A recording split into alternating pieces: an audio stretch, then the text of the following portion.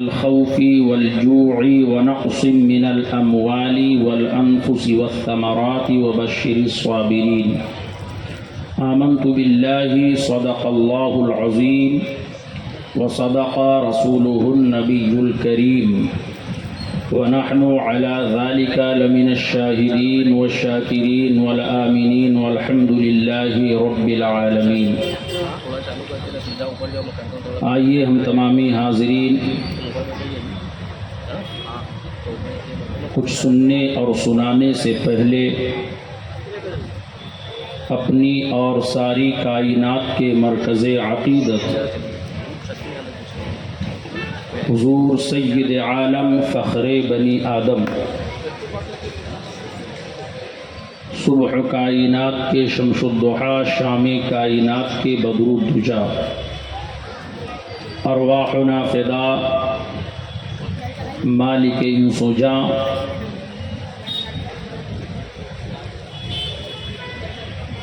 جناب احمد مجتبی محمد مصطفیٰ علیہ التحیۃ والثناء صلی اللہ تعالی علیہ وآلہ وسلم کی بارگاہ مقدس میں انتہائی ادب و احترام کے ساتھ عقیدت و محبت کے ساتھ لو لگا کر درود شریف کا نذرانہ پیش فرما لے.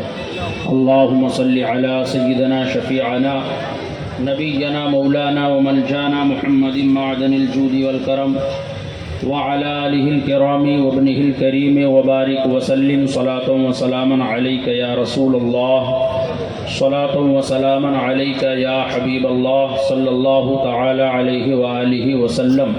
ایک مرتبہ محبت کے ساتھ نبی اور آل نبی پر درود شریف پڑھ لیں.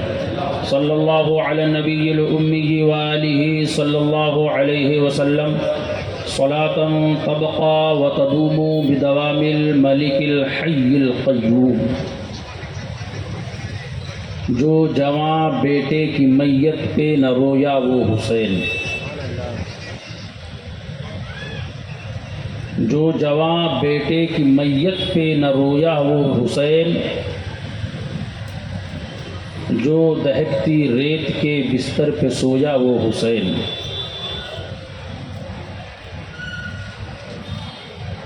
مرتبہ اسلام کا جس نے دوبالا کر دیا، مرتبہ اسلام کا جس نے دوبالا کر دیا، خون سے جس کے دو عالم میں اجالا کر دیا.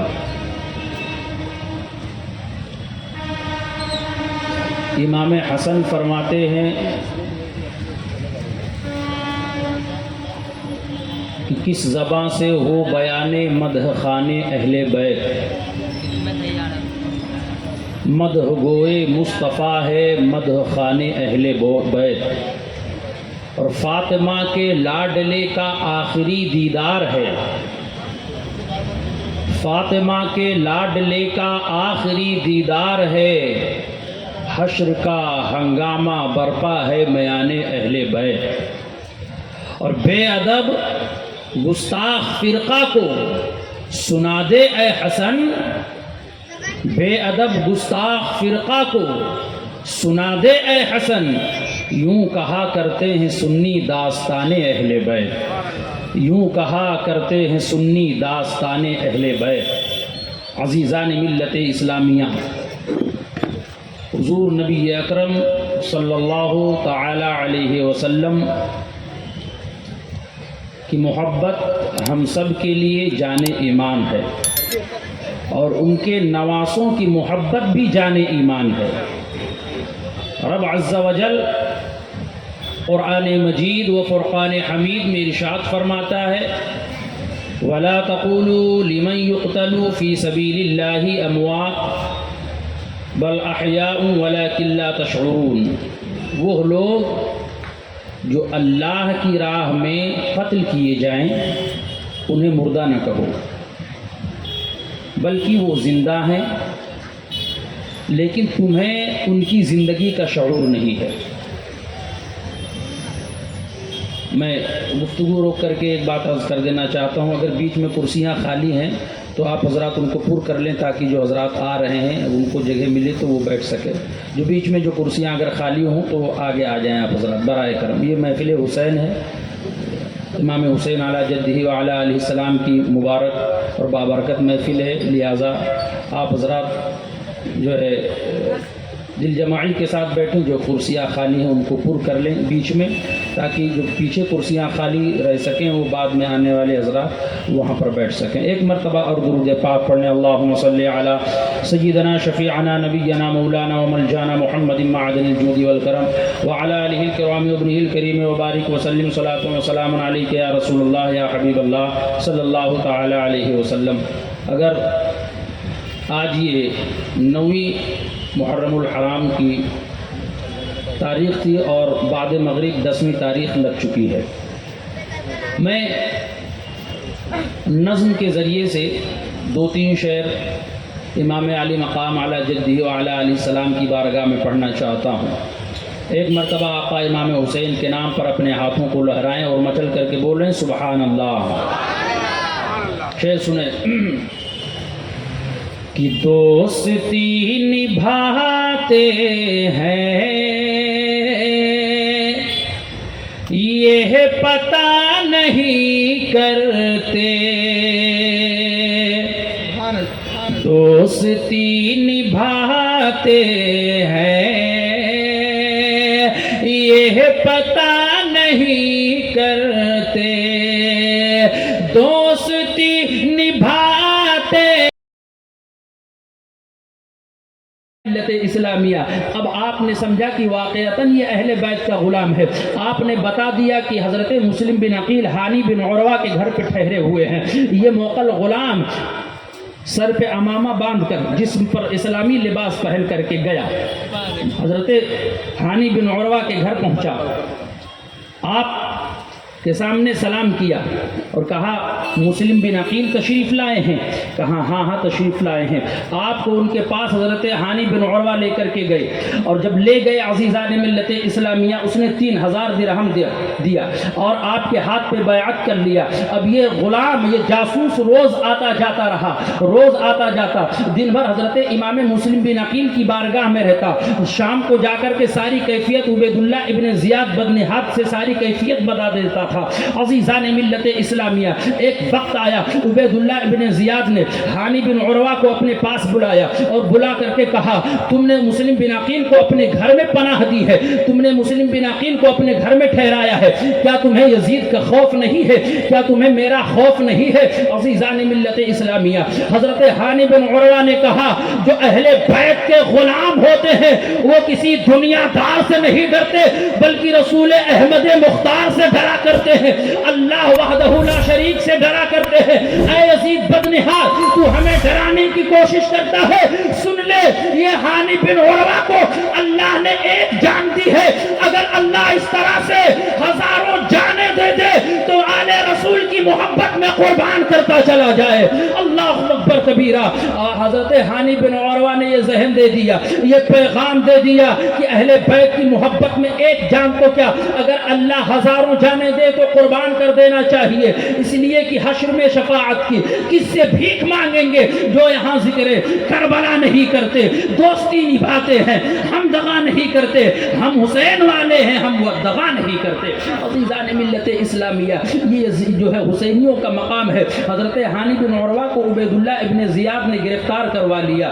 عزیزان ملت اسلامیہ جب ہانی بن عروہ کے قبیلے والوں کو خبر پہنچی کہ حضرت ہانی بن عروہ گرفتار ہو گئے ہیں، عزیزان ملت اسلامیہ اس کے قبیلے کے لوگ آ گئے. عبید اللہ ابن زیاد نے کوفہ کے تمام بڑے بڑے سرداروں کو بلا کر کے گرفتار کر لیا. حضرت امام مسلم بن عقیل رضی اللہ تعالیٰ عنہ نے اب وہاں پر ٹھہرنا جو ہے گوارا نہ فرمایا.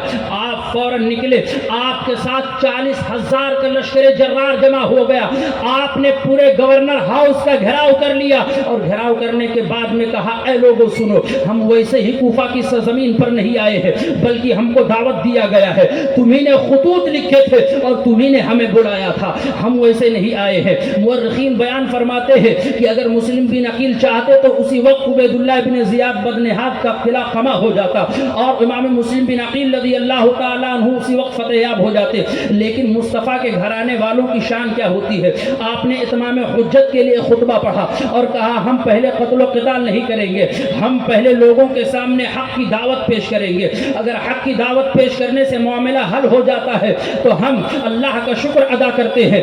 آپ نے ایک بلیغ خطبہ دیا عزیزان ملت اسلامیہ. لیکن جیسے ہی مسلم بن عقیل خطبہ دینے لگے, ادھر عبید اللہ ابن زیاد نے ان تمام رؤسائے کوفہ کو, ان تمام سرداران کوفہ کو جسے اس نے گرفتار کر لیا تھا, کوفہ کے دارالعمارہ کے گورنر ہاؤس کے چھت پر لا کر کے کھڑا کر دیا اور کہا کہ اپنے قبیلے والوں سے کہہ دو کہ امام مسلم بن عقیل کا ساتھ چھوڑ دیں ورنہ تم کو قتل کر دیا جائے گا. اب سارے کوفیوں کے دلوں میں خوف و ہراس دہشت بیٹھ گئی عبید اللہ ابن زیاد کی. اللہ اکبر, امام مسلم بن عقیل کے ساتھ میں جو 40,000 کا لشکر جرار تھا, عزیزان ملت اسلامیہ سب بیک وقت اپنے اپنے گھروں کو جانے لگے. عزیزان ملت اسلامیہ مورخین بیان فرماتے ہیں کہ امام مسلم بن عقیل نے شام کے وقت جب مغرب کی نماز ادا فرمائی تو اس وقت آپ کے پاس آپ کے پیچھے نماز پڑھنے والے صرف 500 رہ گئے تھے.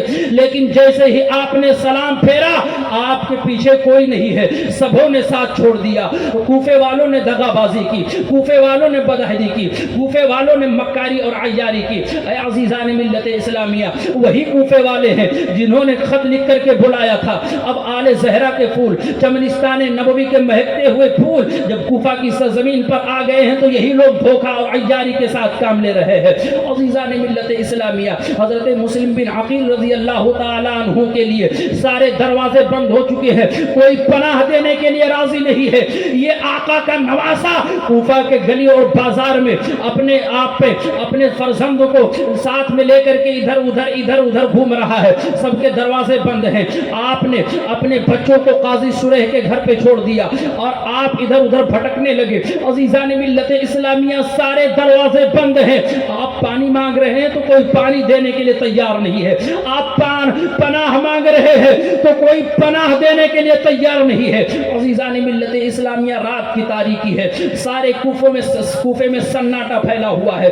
آخر کار آپ تھک ہار کر ایک دروازے پر جا کر کے بیٹھ گئے اور ٹیک لگا کر کے بیٹھے ہوئے ہیں. اس میں ایک ضعیفہ رہتی تھی جس ضعیفہ کا نام طوعہ ہے. وہ بڑھیا اپنے گھر سے نکلتی تو دیکھتی ایک شہزادہ بیٹھا ہوا ہے جس کے چہرے پر نورانیت ہے, جس کے چہرے پر نبی کریم صلی اللہ علیہ وسلم کی نورانیت جھلک رہی ہے, جو آل نبی کا نواسا لگتا ہے, جو خاندان زہرا کا پھول لگتا ہے. طوعہ اپنے گھر سے نکلتی ہے اور دیکھتی ہے کہ ایک شہزادہ بیٹھا ہوا ہے. وہ بڑھیا پوچھنے پر مجبور ہو جاتی ہے, اے شخص تو یہاں پر اتنی دیر سے کیوں بیٹھا ہوا ہے, آخر وجہ کیا ہے؟ حضرت مسلم بن عقیل رضی اللہ تعالیٰ عنہ ارشاد فرماتے ہیں, اے طوعہ, میں اللہ کے رسول سید عالم صلی اللہ علیہ وسلم کا نواسا ہوں, مجھے بے یار و مددگار چھوڑ دیا گیا ہے.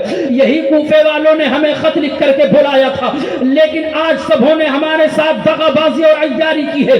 آج مجھے کوئی پناہ دینے کے لیے راضی نہیں ہے, کوئی کھانا دینے کے لیے راضی نہیں ہے. عزیزان ملت اسلامیہ, دراصل وہ طوعہ محب اہل بیت تھی. اپنے گھروں کے دروازوں کو کھول دیتی ہے اور کہتی, ابن رسول اللہ ہمارے گھر میں قدم رکھیے اور ہمارے قسمت کے سکندر کو چمکا دیجیے. حضرت مسلم بن عقیل طوعہ کے گھر میں تشریف لے گئے. آپ نے جو ہے جب آرام فرمانے کی کوشش کی, اس سے پہلے طوعہ نے کھانا پینا پیش کیا. آپ اس کے گھر میں آرام فرما رہے ہیں. ادھر بدبخت اس بڑھیا کا بیٹا, چونکہ یہ بدبخت دولت کے لالچ میں آ کر کے گمراہ ہو گیا تھا, عبید اللہ ابن زیاد بدنہاد کے بارگاہ میں اس کے دربار میں رہا کرتا تھا. عزیزان ملت اسلامیہ, جب شام کو آیا اور اپنے گھر پہ آنے کے بعد دیکھا کہ ایک مہمان ہے, اپنی والدہ سے پوچھتا ہے, اے والدہ یہ مہمان کون ہے؟ تو طوعہ کہتی ہے, یہ تو خاندان زہرا کے مہکتے ہوئے پھول ہیں, یہ تو چمنستان نبوی کے مہکتے ہوئے پھول ہے. یہ مسلم بن عقیل ہے جو نبی کے نواسے ہیں.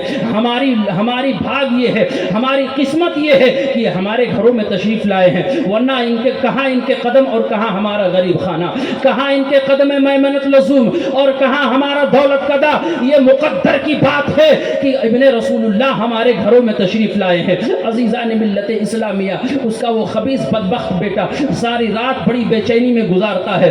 صبح ہوتے ہی جا کر کے عبید اللہ ابن زیاد بدنہاد کو ساری باتوں سے آگاہ کر دیتا ہے. اللہ اکبر. عبید اللہ ابن زیاد بدنہاد نے ایک لشکر بھیجا اور لشکر بھیجنے کے بعد میں طوعہ کے گھروں کا گھیراؤ کر لیا گیا. तौआ के घर को घेर लिया गया। अल्लाह अकबर, जब घेर लिया गया आपने देखा कि अब हमें गिरफ्तार कर लिया जाऊंगा, तो ये हाशमी नौजवान नबी करीम सल्लल्लाहु अलैहि वसल्लम का नवासा अपनी तलवार को निकालता है और निकालने के बाद ऐसा हमला करता है, ऐसा हमला करता है कि यजीदी फौज तितर बितर हो जाती है, किसी में मुकाबला करने की जरूरत नहीं है। अल्लाह अकबर, जब आपसे कोई मुकाबला ना कर सका तो ये बुज़दिलाना हमला करने लगे, छतों पर चढ़ करके आग के गोले बना बना करके फेंकने लगे, आप पर रूइयों में आग लगा लगा करके फेंकने लगे। जब आपने इस बुज़दिलाना हमला को देखा तो आप घर से बाहर निकल आए। अल्लाह अकबर, जंग होती रही। मोहम्मद बिन असास एक खबीस ने जो है आप पर ऐसा तलवार का वार किया कि आपके होंठ कट गए, आपके दो दांत जो है आपके दो दांत कटकर जमीन पर गिर गए। अल्लाह अकबर, इतने में मोहम्मद बिन असास कहता है कि आपके लिए अमान है, आपके लिए अमान है। अल्लाह अकबर, हजरत मुस्लिम बिन अकील कहते मेरे लिए अमान है। कहा हाँ हाँ आपके लिए अमान है, आपके साथ कोई मुआखजा नहीं किया जाएगा। जब आपने इतना सुना तो तलवार को मियान में रख लिया और तलवार को मियान में रखने के बाद में आपको सवारी पर सवार किया गया, उबैदुल्लाह इब्ने ज़ियाद के दरबार में पेश करने के लिए ले जाया गया। अल्लाह अकबर, इनकी बदअहदी और मक्कारी देखो, कूफे वालों की धोखाबाजी देखो। अजीज़ान मिल्लत इस्लामिया, जब दारुल इमारा कूफा में लेकर के जाया गया, जब दरवाजे पर मुस्लिम बिन अकील पहुंचे तो आपके मियान से आपकी तलवार छीन ली जाती है। अल्लाह अकबर, इमाम मुस्लिम बिन अकील कहते हैं ये पहली दगाबाजी है। अजीज़ान मिल्लत इस्लामिया, हजरत इमाम मुस्लिम बिन अकील को उबैदुल्लाह इब्ने ज़ियाद बदनिहात के पास ले जाया गया, आपको सामने हाजिर किया गया और कहा ए मुस्लिम बिन अकील रज़ी अल्लाह तआला अन्हु, उबैदुल्लाह इब्ने ज़ियाद बदनिहात कहता है तुम हुसैन इब्ने अली की बैअत ले रहे हो, क्या तुम्हें यजीद का खौफ नहीं है, क्या तुम्हें यजीद का डर नहीं है? अल्लाह अकबर कबीरा। इमाम मुस्लिम बिन अकील रज़ी अल्लाह तआला अन्हु कहने लगे जो खुदा से डरा करते हैं वो किसी दुनियादार से नहीं डरा करते, जिनके दिलों में खुदा का खौफ होता है वो किसी दुनियादार से नहीं डरा करते। अजीज़ान मिल्लत इस्लामिया, उबैदुल्लाह इब्ने ज़ियाद बदनिहात ने कहा तुम ना हक पर हो, यजीद हक पर है। कहा कसम है खुदाए वहदहु ला शरीक की, जिसके कब्ज़े कुदरत में मेरी जान है, नबी के नवासे इमाम हुसैन इस वक्त सारी दुनिया में सबसे अफजल व आला है, इसलिए कि उनके बाबा अली है, इसलिए कि उनकी माँ फातिमा है, इसलिए कि उनके नाना मुहम्मदुर रसूलुल्लाह है, इसलिए कि उनकी नानी खदीजा है, इसलिए कि उनकी माँ उनकी दादी फातिमा बिनते असद है, जिनके कब्र में मुस्तफा लेटे हो और अपनी कमीज उतार करके फातिमा बिनते असद को कफन के तौर पे पहना दिया हो। ये मकाम है उसने हुसैन इब्ने अली का। कसम है उस खुदा की, जब तक दुनिया बाकी रहेगी अगर तू मुझे कत्ल भी कर दे तब तक भी हुसैन जिंदाबाद के नारे लगाते जाते रहेंगे। नारे तकबीर, नारे रिसालत, अज़मत इमाम हुसैन, नारे हैदरी, नारे हैदरी, नारे हैदरी। इमाम मुस्लिम बिन अकील फरमाते हैं इस वक्त दुनिया में सबसे अफजल ज़ात नबी के नवासे की ज़ात है। अज़ीज़ान मिल्लत इस्लामिया, इमाम मुस्लिम बिन अकील रज़ी अल्लाह तआला अन्हु को उबैदुल्लाह इब्ने ज़ियाद बदनिहात कहता है इस शख्स को ले जा करके दारुल इमारा कूफा पर कत्ल कर दिया जाए। अज़ीज़ान मिल्लत इस्लामिया, इमाम मुस्लिम बिन अकील रज़ी अल्लाह तआला अन्हु के हाथ और पैरों में जंजीर पहनाया जाता है। आप प्यास की शिद्दत थी, आपने कहा कोई मुझे पानी पिला सकता है, कोई मुझे पानी दे सकता है? उबैदुल्लाह इब्ने ज़ियाद ने कहा पानी पिला दिया जाए। आपको एक प्याले में पानी पेश किया गया।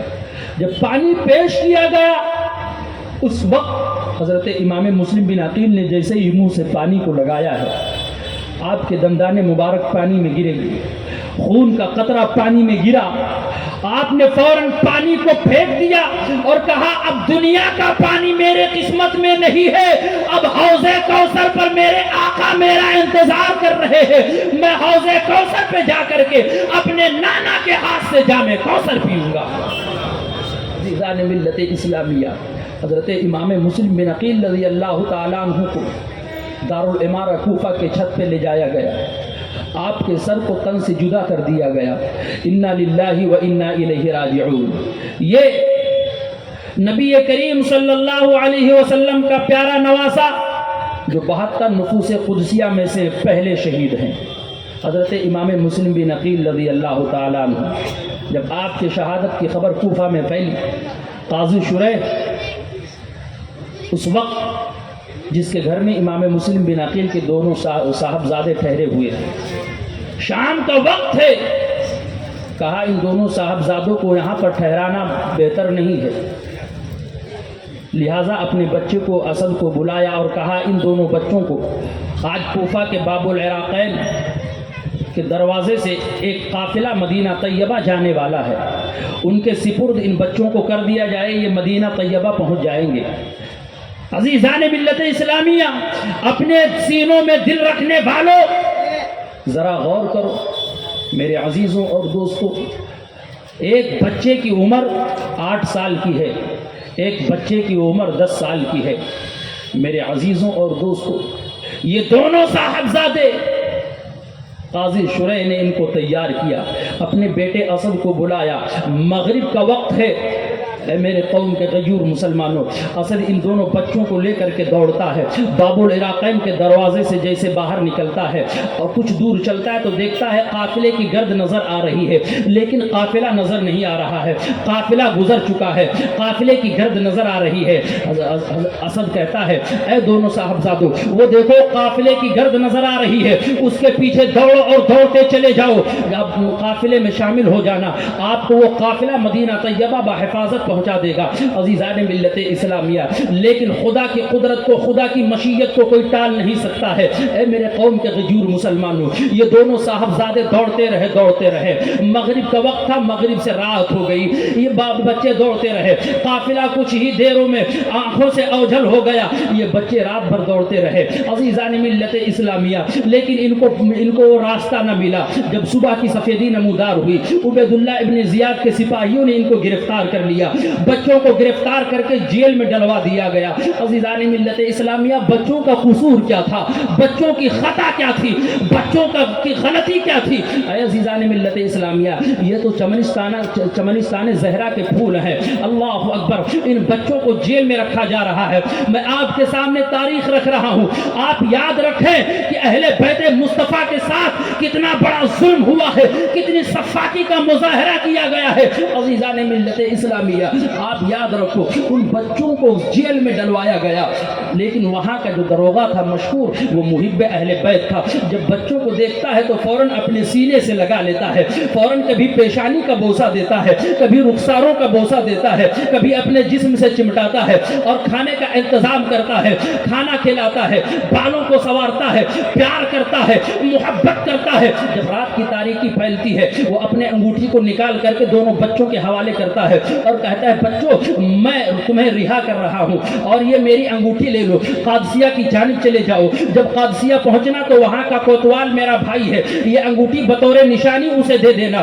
جیسے ہی آپ یہ انگوٹھی دو گے تو وہ سمجھ جائے گا اور آپ کو مدینہ طیبہ بحفاظت پہنچا دے گا. لیکن عزیزان ملت اسلامیہ، یہ بچے پھر چلے ہیں، کوفہ کے بازار سے، کوفہ کی گلیوں سے نکلے ہیں. اللہ اکبر، یہ بچے رات بھر چلتے رہے، رات بھر چلتے رہے. جب صبح کی سفیدی نمودار ہوئی تو کیا دیکھتے ہیں، جہاں سے چلے تھے وہیں پر آ کر کے رکے ہوئے ہیں. جب صبح کی سفیدی نمودار ہوئی، سورج نے اپنی کرنوں کو پھیلایا، سورج کی شعاعیں پھیل گئی. یہ بچے ڈر کے مارے ایک کنویں کے پاس ایک درخت، کھوکھلا درخت ہے، اس کھوکھلے درخت میں جا کر کے چھپ جاتے ہیں، خوف و ہراس کے عالم میں ہے. ایک بھائی دوسرے بھائی سے گلے مل کر کے رو رہا ہے. ایک باندی نکلتی ہے، ایک کنیز نکلتی ہے پانی بھرنے کے لیے. جب اس چشمے کے پاس پہنچتی ہے اور جیسے ہی ڈول اس چشمے میں ڈالنا چاہتی ہے تو دیکھتی ہے کہ اس چشمے میں 2 عکس نظر آ رہے ہیں، اس چشمے میں 2 صورتیں نظر آ رہی ہیں، اس چشمے میں 2 چہرے نظر آ رہے ہیں. جب قریب جا کر کے دیکھتی ہے تو دیکھتی ہے اتنا حسین و جمیل بچہ آج تک اس کی آنکھوں نے نہیں دیکھا تھا، اتنا پیارا بچہ آج تک اس نے آنکھوں نے نہیں دیکھا تھا، اتنی خوبصورت چہرے اس کی آنکھوں نے نہیں دیکھا تھا. قریب گئی اور پوچھا کہ کون ہو. بچے سہمے ہوئے تھے، لہٰذا بتانے پر راضی نہ ہوئے. عزیزان ملت اسلامیہ، وہ بچی، وہ باندی سمجھ جاتی ہے کہ یہ ضرور مسلم بن عقیل کے صاحبزادے ہیں. کہا بیٹو شہزادو، گھبراؤ مت، ڈرنے کی ضرورت نہیں ہے، پریشان ہونے کی ضرورت نہیں ہے۔ میں جس کی باندی ہوں، میں جس کی خادمہ ہوں، میں جس کی کنیز ہوں، وہ محب اہل بیت ہے، اس کے دلوں میں خاندان نبوت کا چراغ روشن ہے۔ تم میرے ساتھ چلو، وہ تمہاری حفاظت کرے گی، وہ تمہاری خدمت کرے گی، وہ تمہارے لیے کھانے کا انتظام کرے گی، وہ تمہارے لیے پانی کا انتظام کرے گی۔ بچے اس خادمہ کے ساتھ چلتے چلے جا رہے ہیں، اور جب اس جو ہے شخص کے گھر پہ پہنچتے ہیں، وہ خادمہ لے کر جا کر کے اپنی مالکہ کے پاس پیش کر دیتی ہے اور کہتی ہے مسلم بن عقیل کے بچے ہیں۔ عزیزان ملت اسلامیہ، وہ عورت ان بچوں کی خدمت کرنے لگتی ہے، ان کے بالوں کو سنوارتی ہے، کھانے پیش کرتی ہے، اور رات میں بستر لگا کر کے سلا دیتی ہے۔ اس کا شوہر حارث بدبخت، جو امام مسلم بن عقیل کے بچوں کی تلاش میں تھا، سارا دن اس نے گھوڑا دوڑایا، شام کو تھکا ہارا آیا گھر پر، بیوی سے کہا کھانا لگاؤ، وہ کھانا ہی کھا رہا تھا۔ کھانا کھانے کے بعد اپنے کمرے میں جا کر کے آرام کرتا ہے۔ جب رات کی تاریکی پھیلتی ہے، عزیزان ملت اسلامیہ، بڑے بھائی نے خواب دیکھا، بڑے بھائی خواب میں اٹھ کر رونے لگا۔ اتنے میں چھوٹے بھائی کی آنکھ کھل جاتی ہے، بیدار ہو جاتے، دوسرا بھائی بھی اٹھ کر کے رونے لگا۔ دونوں بھائی آپس میں چمٹ گئے اور بے تحاشا رونے لگے۔ عزیزان ملت اسلامیہ، بڑے بھائی نے کہا بھائی تمہیں معلوم ہے میں نے ایک خواب دیکھا ہے۔ چھوٹے بھائی نے پوچھا وہ خواب کیا ہے؟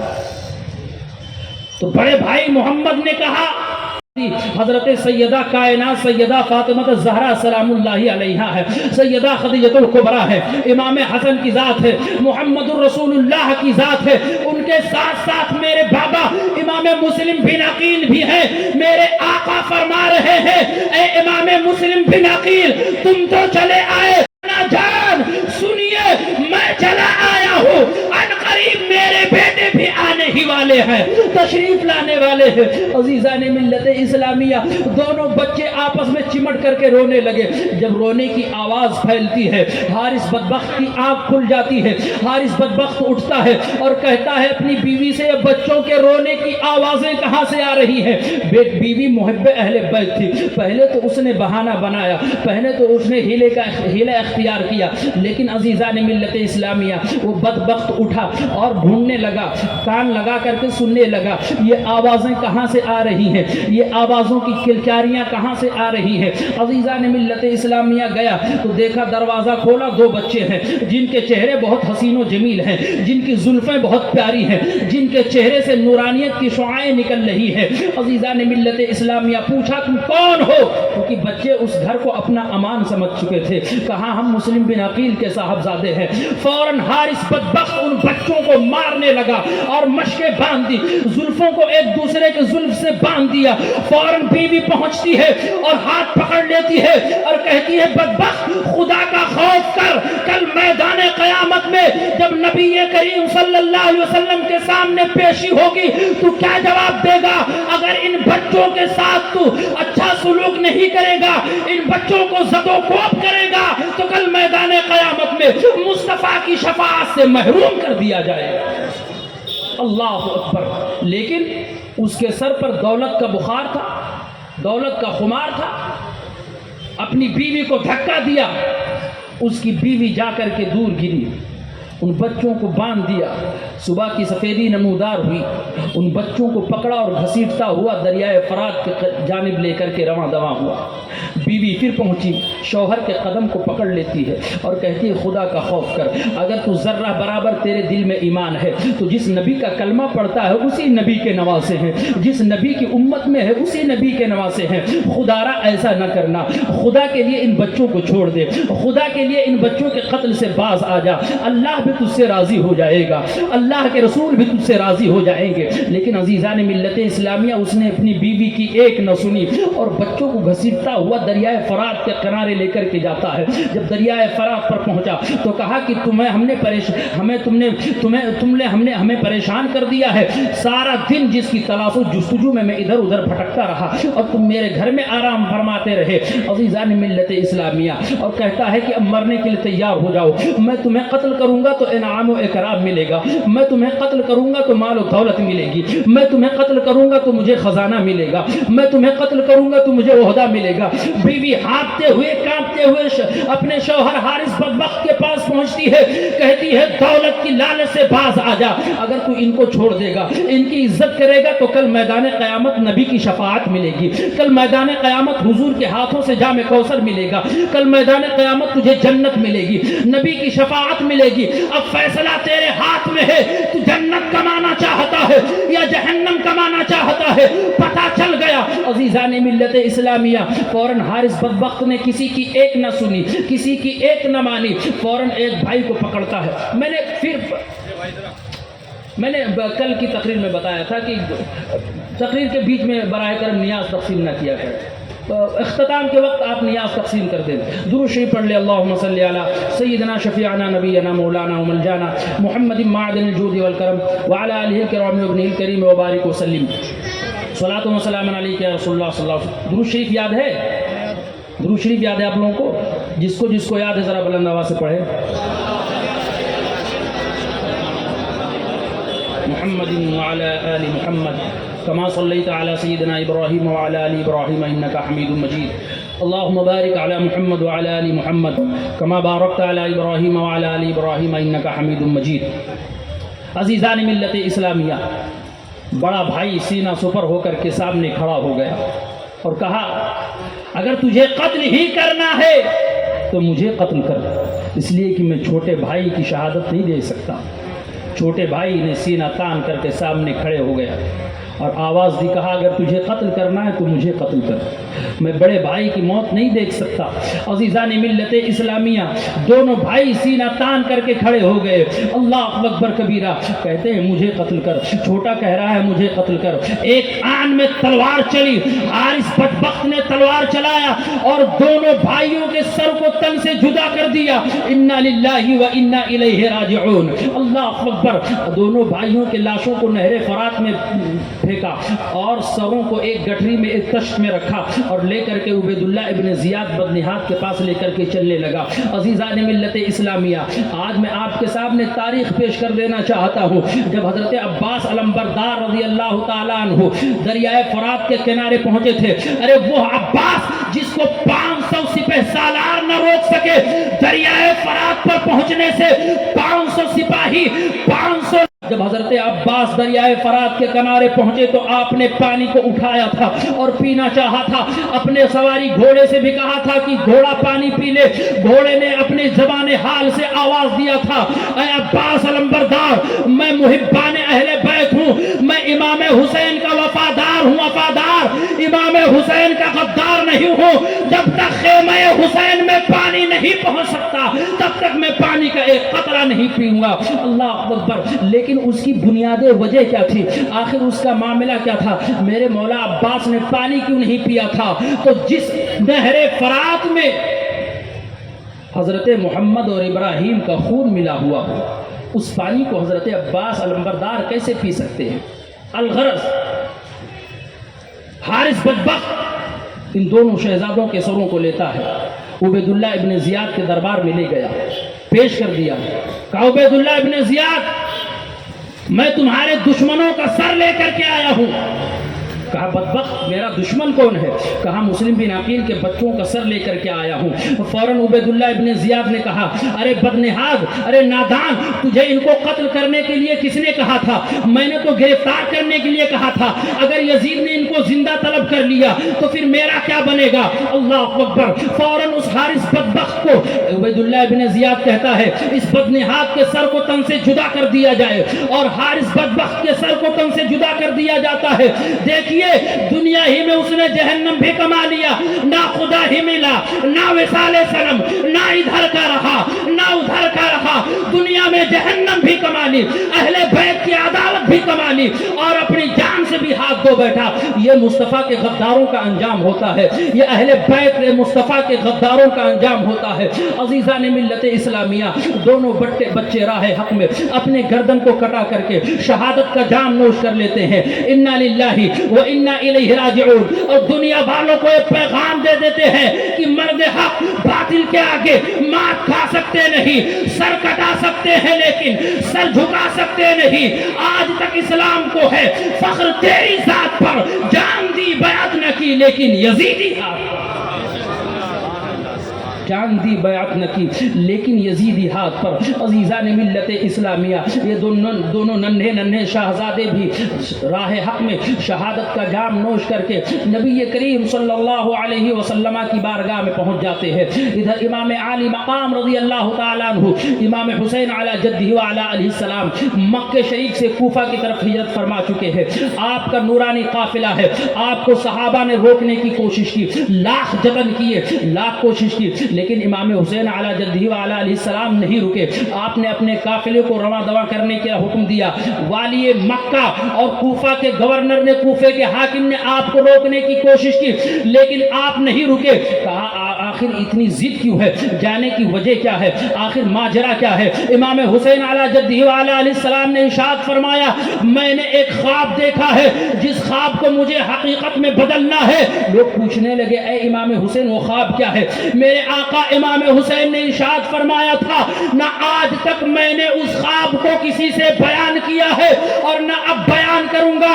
ایک وقت آئے گا کہ ساری دنیا جان جائے گی امام حسین نے کون سا خواب دیکھا تھا۔ عزیزان ملت اسلامیہ، امام حسین آگے بڑھے ہیں، مقام صفا پہنچے۔ مقام صفا جب پہنچے تو آپ، ایک شاعر جو ہے فرزدق شاعر سے آپ کی ملاقات ہوتی ہے۔ فرزدق شاعر سے آپ نے پوچھا کہ آپ کہاں جا رہے ہیں؟ کہا اے ابن رسول اللہ صلی اللہ علیہ وسلم، آپ کا کہاں جانے کا ارادہ ہے؟ کہا میں کوفہ جا رہا ہوں۔ فرزدق شاعر نے آپ کو روکا اور کہا آپ کوفہ نہ جائیے، اس لیے کہ کوفہ والوں کی بزدلی عام ہے، کوفہ والے بہت دھوکے باز ہیں، کوفہ والے بہت مکار ہیں، ان کے دل تو آپ کی طرف ہے لیکن تلواریں بنی امیہ کی طرف ہیں، آپ نہ جائیے، آپ کو دھوکہ دیا جائے گا۔ آپ کا قافلہ اور آگے چلا، حضرت عبداللہ ابن مطیع سے ملاقات ہوتی ہے۔ حضرت عبداللہ ابن مطیع فرماتے ہیں، ابن رسول اللہ کہاں جانے کا ارادہ ہے؟ میرے آقا امام حسین فرماتے ہیں ہمیں کوفہ جانا ہے۔ حضرت عبداللہ ابن مطیع فرماتے ہیں، اے اللہ کے رسول صلی اللہ علیہ وسلم کے پیارے نواسے، اے امام حسین آپ کوفہ نہ جائیے، کوفہ والوں کی بدعہدی عام ہے، آپ کو دھوکہ دیا جائے گا۔ لیکن میرے آقا امام حسین علی جدہ وعلی علیہ السلام کہتے ہیں میں کوفہ ضرور جاؤں گا۔ آخر امام حسین کی کوفہ جانے کی اتنی ضد کیوں تھی؟ وجہ کیا تھی؟ کیا امام حسین کو معلوم نہیں تھا؟ یقیناً معلوم تھا، لیکن امام حسین نے دنیا والوں کو ایک پیغام دے دیا۔ عزیزان ملت اسلامیہ، جو اتنے خطوط امام کی بارگاہ میں آئے تھے، جو اتنے خطوط کوفے والوں نے امام حسین کی بارگاہ میں بھیجا تھا، اتمام حجت کے لیے امام حسین نے یہ کہنے کے لیے باقی نہ چھوڑا، کسی کے پاس کوئی ہیلا اور بہانہ نہ چھوڑا، کوفے والوں کو یہ کہنے کے لیے نہ چھوڑا۔ کل میدان قیامت میں امام حسین فرماتے ہیں اگر میں کوفہ نہ جاؤں، کل میدان قیامت میں حضور کے سامنے یہ کوفی کھڑے ہو کر کے کہتے، اے حضور صلی اللہ علیہ وسلم، ہم نے تو امام حسین کو بیعت کے لیے بلایا تھا، ہم نے تو امام حسین کو راہ حق کی راہ دکھانے کے لیے بلایا تھا، ہمارا کوئی امام نہیں تھا، ہم نے امامت کے لیے بلایا تھا، ہمارا کوئی خلیفہ نہیں تھا، ہم نے خلافت کے لیے بلایا تھا، لیکن امام حسین آئے ہی نہیں تھے، اس لیے یزید کی بیعت کی تھی۔ میرے آقا امام حسین نے کربلا کے میدان میں جا کر کے یہ نظریہ بھی صاف کر دیا تاکہ کوفہ والوں کو کل میدان قیامت میں کہنے کی جرت نہ رہے، یہ کہنے کی ہمت نہ رہے کہ میرے آقا امام حسین آئے نہیں تھے۔ میرے آقا امام حسین نے کربلا کے میدان میں خیمہ لگا کر کے یہ بتا دیا کہ نبی کا نواسہ وہ ہے کہ اگر جان جاتی ہے جانے دو، مال جاتا ہے تو جانے دو، اولاد جاتی ہے تو جانے دو، لیکن مصطفیٰ کی شریعت پر کبھی آنچ آ جائے یہ نبی کا نواسہ کبھی گوارا نہیں کر سکتا ہے۔ مصطفیٰ کے نواسے نے دنیا والوں کو ایک پیغام دے دیا کہ جو جان مانگو تو جان دیں گے، جو مال مانگو تو مال دیں گے، مگر یہ نہ ہوگا ہم سے ہرگز نبی کا جاہو جلال دیں گے۔ نعرہ تکبیر، نعرہ رسالت، نعرہ حیدری، نعرہ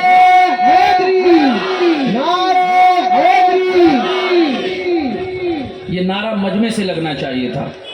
درود شریف پڑھیں، اللہم صلی علی سیدنا شفیعنا نبینا مولانا وملجانا محمد معدن الجود والکرم وعلی آلہ الکرام وابنہ الکریم وبارک وسلم، صلاۃ و سلام علیک یا رسول اللہ صلی اللہ تعالی علیہ وسلم۔ میرے آقا امام حسین اور آگے بڑھے۔ امام حسین رضی اللہ تعالیٰ عنہ جب مقام حاجر پر پہنچے تو وہاں پر ایک شخص سے ملاقات ہوئی جسے دنیا کہتی ہے زہیر ابن قین بجلی۔ یہ بہت بڑا مالدار شخص تھا، بہت بڑا تاجر ہے، بہت بڑا بزنس مین ہے۔ دیکھا کہ ایک خیمہ لگا ہوا ہے، اپنی بیوی سے پوچھتا ہے یہ کس کا خیمہ ہے؟ کہا پتہ نہیں کس کا خیمہ ہے، لیکن یہ خیمے سے لگتا ہے کہ اس میں کوئی بزرگ شخصیت ضرور ہے۔ عزیزان ملت اسلامیہ، مقام زرود میں جب امام علی مقام رضی اللہ تعالیٰ عنہ کا خیمہ لگا، امام علی مقام نے دریافت فرمایا کس کا خیمہ ہے؟ کہا زہیر بن قین بجلی کا خیمہ ہے۔ تو امام علی مقام نے اپنے ایک جانثار کو بھیجا اور کہا جاؤ زہیر ابن قین سے کہہ دو کہ نبی کا نواسہ آپ سے ملاقات کرنا چاہتا ہے۔ امام علی مقام کا جانثار پہنچے اور کہا زہیر ابن قین، امام علی مقام نبی کے نواسے آپ سے ملاقات کرنا چاہتے ہیں۔ پہلے تو اس نے بہانے بنائے اور کہا مجھے اس سے غرض نہیں ہے۔ اس کی بیوی نے کہا تف ہے تجھ پر، لعنت ہے تجھ پر کہ تجھے نبی کا نواسہ بلائے اور تو ملاقات کرنے نہ جائے، تجھے نبی کا شہزادہ بلائے اور تو ملاقات نہ کرنے جائے۔ ارے یہ وہی نبی کا نواسہ ہے، یہ وہی نبی کا صاحبزادہ ہے جسے میرے آقا جنتی جوانوں کا سردار کہا کرتے تھے۔ یہی تو جنتی جوانوں کے سردار ہیں۔ اگر تو جنت کمانا چاہتا ہے تو جا حسین کے قدموں میں گر جا، اللہ تجھے دنیا میں بھی کامیاب کر دے گا، آخرت میں بھی کامیاب کر دے گا۔ عزیزان ملت اسلامیہ، زہیر بن قین کی دل کی دنیا بدل گئی۔ خیمے سے نکلے اور جا کر امام علی مقام امام حسین رضی اللہ تعالیٰ عنہ کی بارگاہ میں پہنچے۔ جیسے ہی امام حسین کے چہرے پر نظر پڑی، جیسے ہی امام حسین کی بارگاہ میں پہنچے، کچھ گفتگو ہوئی۔ گفتگو ہونے کے بعد میں امام حسین کے خیمے سے نکلے، بیک وقت اپنے خیمے میں پہنچے، اپنی بیوی کو بلایا اور بلانے کے بعد بے ساختہ کہا بیوی میں تجھے طلاق دیتا ہوں۔ بیوی حیرت میں اپنے شوہر کے چہرے کو دیکھنے لگی۔ کہا شوہر نامدار ایک بیک مجھے طلاق کیوں؟ کہا اس لیے کہ میں نے وہ راستہ اختیار کیا ہے جو راستہ صرف سیدھا جنت کی طرف جاتا ہے، وہ راستہ اختیار کر لیا ہے جو راستہ جنت کی طرف جاتا ہے، اور میں نے اپنے آپ کو نبی کے نواسوں کے قدموں پر قربان کرنے کی نیت کر لی ہے۔ اب تجھے میں اپنے نکاح سے آزاد کرتا ہوں۔ اپنے ساتھیوں کو بلایا اور کہا یہ میرا مال ہے، یہ میری دولت ہے، اے میرے ساتھیوں تم کو جہاں جانا چاہے چلے جاؤ، تمہیں جتنا مال لینا ہے لے لو، تمہیں جتنا سامان تجارت لینا ہے لے لو، میں تم کو خیر الوداع کہتا ہوں، میں تمہیں اجازت دیتا ہوں، جہاں جانا چاہتے ہو چلے جاؤ۔ عزیزان ملت اسلامیہ، الغرض اس نے اپنے قافلے کو روانہ کیا، اپنی بیوی کو طلاق دے دیا اور امام حسین علی جدہ وعلی آلہ السلام کی بارگاہ میں آ گئے۔ عزیزان ملت اسلامیہ، ایک وقت تھا جو زہیر بن قین امام پاک سے ملاقات کرنے کے لیے تیار نہ تھے، لیکن جیسے ہی امام حسین کے چہرے پر زہیر بن قین کی نظر پڑی، دیکھتے ہی حضرت امام حسین کے شیدائی بن گئے، امام حسین کے غلام بن گئے۔ پتہ چلا کہ نبی کے نواسوں میں مصطفیٰ کے نورانیت کی جھلک موجود ہے، اسی لیے تو میرے امام بریلی کے سرزمین سے پکار اٹھے یا رسول اللہ تیری نسل پاک میں ہے بچہ بچہ نور کا، تو ہے عین نور، تیرا سب گھرانہ نور کا۔ مصطفیٰ کے گھر کا ہر بچہ نبی کے نور کی ایک کرن ہے۔ عزیزان ملت اسلامیہ، اب وہاں سے امام حسین علی جدہ وعلی علیہ السلام کا قافلہ روانہ ہوا۔ آپ کا قافلہ جب وہاں سے روانہ ہوا، مقام ثعلبیہ پہ پہنچا تو آپ نے اپنے ایک جانثار حضرت مصہر سیداوی کو اپنا قاصد بنا کر کے کوفہ والوں کی طرف روانہ کیا۔ قیس بن مسہر سیداوی امام حسین کے قاصد بن کر کے امام حسین کا خط لے کر کے کوفہ کی طرف چلے۔ راستے میں مقام قادسیہ پر جب پہنچے تو عبید اللہ ابن زیاد بدنہاد کا بھائی وہاں کا گورنر تھا، آپ کو گرفتار کر لیا اور پوچھا کہاں جا رہے ہو؟ کہا میں کوفہ جا رہا ہوں۔ کہا کون ہو؟ کہا دنیا مجھے قیس بن مسہر سیداوی کہتی ہے، میں امام حسین علی جدہ و علی آلہ السلام کا غلام ہوں، میں امام حسین کا ماننے والا ہوں، میں امام حسین پر اپنی جان کو قربان کرنے والا ہوں۔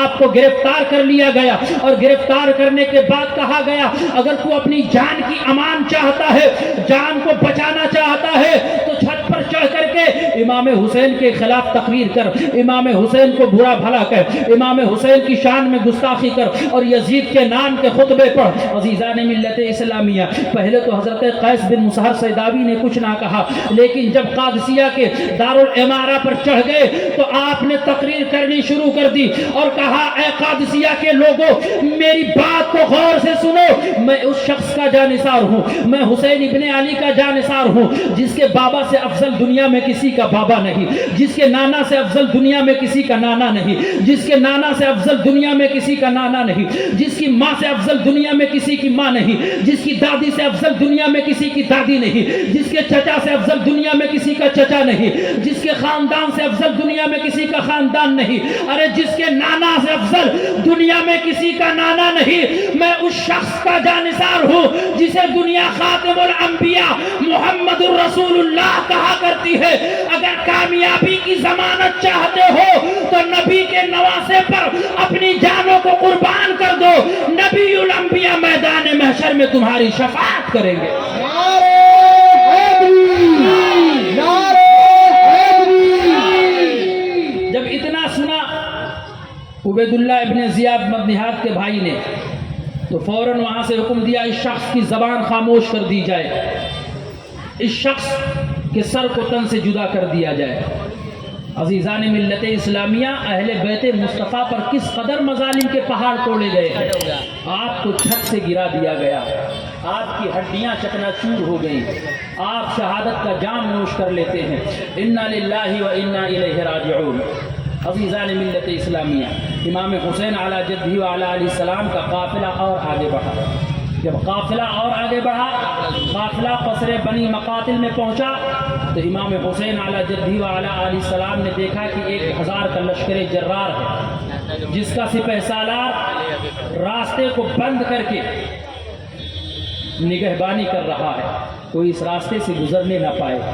عبید اللہ ابن زیاد نے حر کو 1000 کا لشکر دے کر کے بھیجا تھا اور کہا تھا جہاں امام حسین ملے ان کو وہی گرفتار کر لو، وہی روک دو، اس سے آگے نہ بڑھنے دیا جائے۔ عزیزان ملت اسلامیہ، حر 1000 کا لشکر جرار لے کر کے مقام قصر بنی مقاتل پر پہرے داری کر رہے ہیں۔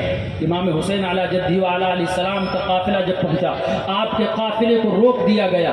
حضرت امام حسین علی جدہ و علی آلہ السلام فرماتے ہیں تمہیں ہم نے کیوں روکا ہے؟ اللہ اکبر۔ حر کہتا ہے کہ ہمیں یہ حکم ملا ہے آپ کو گرفتار کر لیا جائے یا آپ کو یہیں پر روک دیا جائے، آپ یا تو یزید کی بیعت کر لیجئے یا تو یزید کو خلیفہ مان لیجئے یا تو آپ جو ہے آپ جو یہاں سے جا نہیں سکتے ہیں، آپ کو گرفتار کر لیا جائے گا۔ عزیزان ملت اسلامیہ، امام حسین علی جدہ و علی آلہ السلام ارشاد فرماتے ہیں اگر یزید کی بیعت ہی کرنی ہوتی تو حسین ابن علی اتنی لمبی مسافت طے کر کے کوفہ کی جانب اپنے قافلے کو روانہ کرتا۔ اے حر سن لے، جسم میں جب تلک جان ہے نانا کی شریعت کی حفاظت کرتا رہوں گا، نانا کی شریعت کی آبرو پر کبھی آنچ نہ آنے دوں گا۔ اسی لیے تو شاعر کہتا ہے آج تک اسلام کو ہے فخر تیری ذات پر، جان دی بیعت نہ کی لیکن یزیدی ہاتھ پر۔ انسان کو بیدار تو ہو لینے دو، ہر قوم پکارے گی کہ ہمارے ہیں حسین، ہر قوم پکارے گی کہ ہمارے ہیں حسین۔ اللہ اکبر۔ حر نے امام علی مقام رضی اللہ تعالیٰ عنہ کے قافلے کو روک دیا۔ امام علی مقام رضی اللہ تعالیٰ عنہ خیمہ زن ہو گئے، نماز کا وقت ہو گیا، ادھر اذان دی جا رہی ہے۔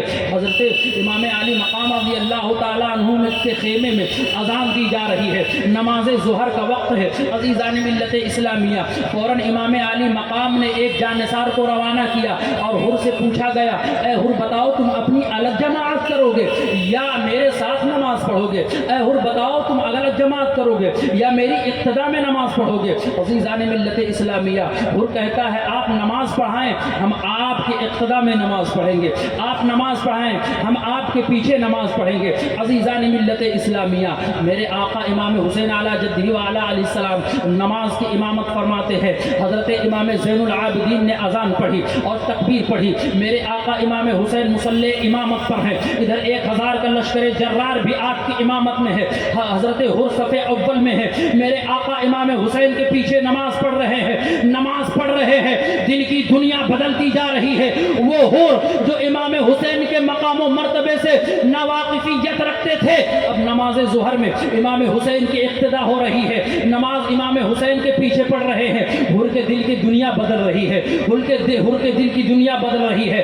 امام علی مقام رضی اللہ تعالیٰ عنہ نماز ظہر پڑھا رہے ہیں اور حر کو جہنمی سے جنتی بنا رہے ہیں۔ اللہ اکبر! جب نماز سے فارغ ہو گئے، حضرت حر امام علی مقام رضی اللہ تعالیٰ عنہ کی بارگاہ میں آئے اور کہا اے امام علی مقام آپ یہیں ٹھہر جائیے یا تو چلنے کا ارادہ کیجیے۔ اللہ اکبر کبیرہ! امام علی مقام فرماتے ہیں یہ خط دیکھو، یہ ہم ویسے ہی نہیں آئے ہیں، ہمیں بلایا گیا ہے تب ہم آئے ہیں، ہمیں خط لکھا گیا ہے تب ہم آئے ہیں، ہماری جانب تمام تر خطوط ارسال کیے گئے ہیں تب ہمارا یہاں پر آنا ہوا ہے۔ عزیزان ملت اسلامیہ، میرے آقا امام علی مقام علیہ جدہ و علیہ السلام حر کے سامنے 3 تجاویز پیش کرتے ہیں، کہتے ہیں یا تو ہمیں ڈائریکٹ ملک شام جانے دیا جائے، میں جا کر کے یزید سے اپنا معاملہ خود حل کر لوں گا، یا تو مجھے مدینہ طیبہ کی جانب جانے دیا جائے، میں جا کر مدینہ طیبہ میں سکونت اختیار کر لوں گا۔ میرے آقا امام حسین اتمام حجت کے لیے خطبہ بلیغ ارشاد فرماتے ہیں یا تو مجھے کسی ایسی جانب جانے دیا جائے جو راستہ نہ شام کی طرف جاتا ہو اور نہ مدینہ کی طرف جاتا ہو۔ حر نے کہا ٹھیک ہے، یہ تو بہت بہتر ہے، آپ چلتے رہیے۔ میرے آقا امام حسین پھر وہاں سے روانہ ہوا۔ آپ کا قافلہ جب چلا تو نہ کوفہ کی طرف جا رہا ہے، آپ کا قافلہ جب وہاں سے روانہ ہوا تو نہ مدینہ کی طرف جا رہا ہے، آپ کا قافلہ جب وہاں سے روانہ ہوا تو نہ شام کی طرف جا رہا ہے، آپ کا قافلہ جا کہاں رہا ہے؟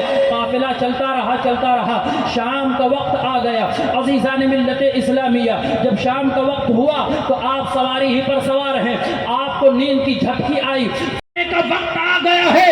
اے دنیا والوں دیکھ لو، جس حسین نے اپنے نانا سے بچپن میں وعدہ کر لیا تھا، وہ وعدہ نبھانے کے لیے، اس وعدے کو وفا کرنے کے لیے حسین میدان کربلا میں تشریف لا چکا ہے۔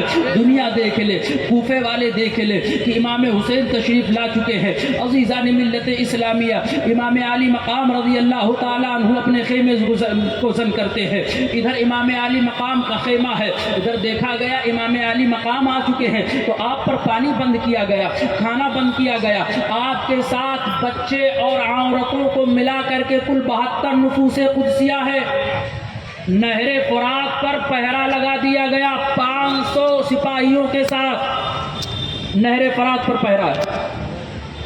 آپ کو پانی نہیں لینے دیا جا رہا ہے، نہ پانی پینے دیا جا رہا ہے۔ میرے آقا امام حسین علیہ جدہ و علیہ السلام 72 نفوس قدسیہ کے ساتھ میدان کارزار میں ہے، ادھر 4000 کی لشکر جرار پہنچتے رہی اور اس کے بعد دھیرے دھیرے کمک پہنچتا رہا، یہاں کی 22000 کا لشکر جرار میدان کربلا میں موجود ہے۔ ایک طرف 72 ہے، ایک طرف 22000 کا لشکر ہے، ایک طرف جنگی ساز و سامان ہے، ایک طرف ہاشمی نوجوان ہے، ایک طرف بہترین سواریاں ہیں، ایک طرف مصطفیٰ جان رحمت صلی اللہ علیہ وسلم کے نواسے ہیں، ایک طرف 22000 کا لشکر جرار ہے جس میں بڑے بڑے بہادر ہیں، ایک طرف حضرت امام علی اکبر ہے، ایک طرف حضرت امام قاسم ہے، ایک طرف حضرت امام علی اصغر ہے، ایک طرف حضرت علی بن حضرت عباس بن علی ہے، ایک طرف حضرت عمر بن علی ہے، ایک طرف حضرت عبداللہ بن عمر ہے، حضرت عبداللہ بن علی ہے رضی اللہ تعالیٰ عنہ 22,000 کا لشکر جرار ہے.